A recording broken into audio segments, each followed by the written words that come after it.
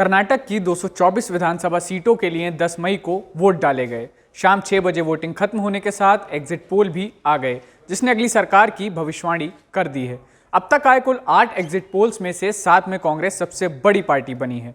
इन 7 में से 4 exit polls India today, axis माई India, news 24 today Chanakya, times now ETG और जी news मैट्रिज ने कांग्रेस को पूर्ण बहुमत मिलने का अनुमान लगाया है, जबकि दूसरी तरफ केवल सुवर्णा न्यूज जन की बात के एग्जिट पोल्स में बीजेपी वापस सरकार बनाती दिख रही है।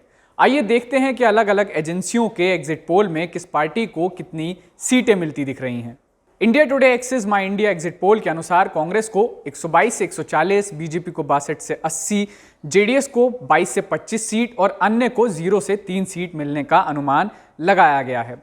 तो वहीं news 24 today Chanakya analysis exit poll के मुताबिक कांग्रेस को 120, बीजेपी को 92 और जेडीएस को 12 सीटें मिलने का अनुमान लगाया गया है।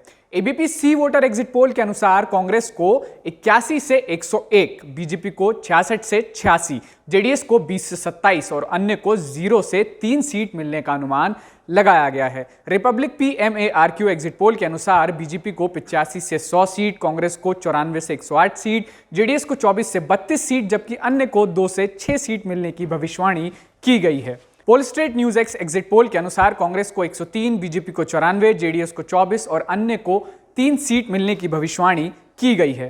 टाइम्स नाउ ईटीजी के एग्जिट पोल के मुताबिक बीजेपी को 85, कांग्रेस को 113 और जेडीएस को 23 सीट मिलने की भविष्यवाणी की गई है।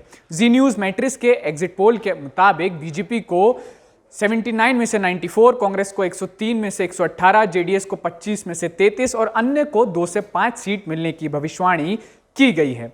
अब बात बीजेपी को बढ़त देती हुई सुवर्ण न्यूज जन की बात के एग्जिट पोल की करें तो बीजेपी को 94 से 117 सीटें, कांग्रेस को 91 से 106 सीटें और जेडीएस को 14 से 24 सीट मिलने की भविष्यवाणी की गई है।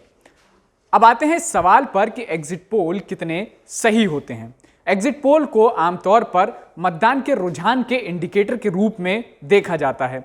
कभी कभी ये अंतिम परिणामों के बेहद करीब साबित हुए हैं, लेकिन कई अन्य मौकों पर ये पूरी तरह से गलत भी साबित हुए हैं।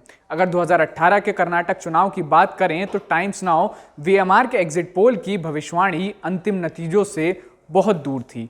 इन्होंने दावा किया था कि कांग्रेस सबसे बड़ी पार्टी होगी और बीजेपी दूसरे नंबर पर आएगी, लेकिन मतगणना के दिन इसका उलट ही हुआ।